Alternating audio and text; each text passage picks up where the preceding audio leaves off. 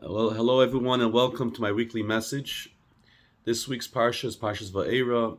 We read about the first seven plagues. If we look at the word Va'era, the first two letters of that word, Vav and Aleph, numerically add up to the number seven. So we read about the first seven plagues. Next week is Parshas Bo, and the word Bo is comprised of two letters, Beis and Aleph, which add up to three. So we discussed the last three plagues, total of 10 plagues between this week and next week. Um, we also speak about how Moses and Aaron came before Pharaoh, and Aaron threw his staff, his stick, on the ground and turned into a serpent. And the sorcerers or magicians of Pharaoh did the same. And Aaron's staff was able to swallow the other staffs, the other serpents. That was one of the miracles that God told Moses to perform in front of Pharaoh. And of course, the first of the plagues, the water of the Nile turning into blood, and then the frogs, and then lice, and then the mixed multitude of animals, the different animals from different habitats, from the jungle, from the forests, from the desert climates, different animals that attacked the Egyptians, and then the pestilence, the death of the domesticated animals, and then we had boils, and then the seventh was hail. So we discuss all these different plagues. Now, the plagues were not just to punish the Egyptians, but also for the Jewish people to recognize God and to realize that God is in control. That's one of the things we have in mind.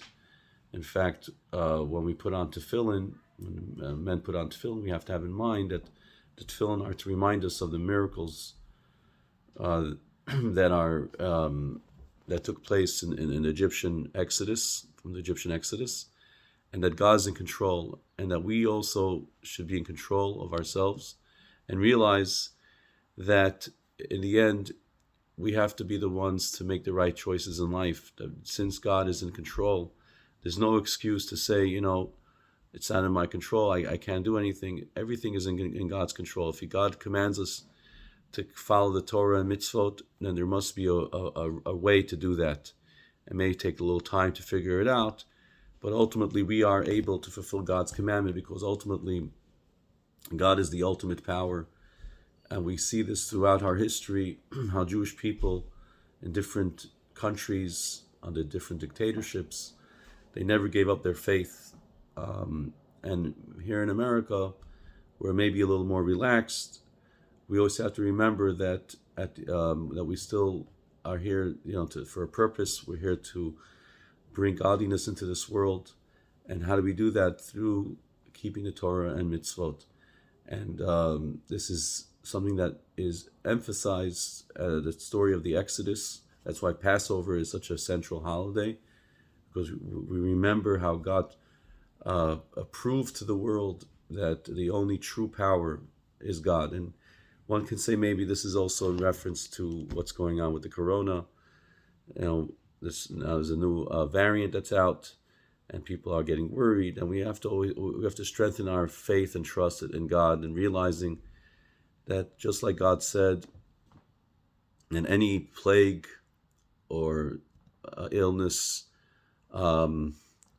which I placed upon Egypt, I will not place upon you. Meaning, God is in control of all plague and all illness.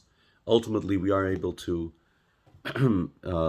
realize that it's God who's in control, and that ultimately God's the one who will hopefully very soon, through our prayers and through our good deeds, especially as we enter the new secular year 2022, that we're able to get rid of any plague and illness, and we have full confidence that things will get back to normal. Unfortunately, given that there are a few members of our synagogue that contracted the variant, the COVID, so we're going to have to cancel services this Shabbat and Sunday, and also we're not going to have any Hebrew school, or we're not going to have the Sunday Fun Day. God willing, next week we'll resume with Shabbat services, as well as all the other activities, Saturday night, hopefully learning program and so on. we'll keep you posted. I want to wish everyone a Shabbat Shalom, and we all be safe and healthy, and always remember that God is in control, and the more we connect to God, the more we realize how God is so much in our lives, then we'll see God's blessings in an open and revealed way. Shabbat Shalom, and all the best.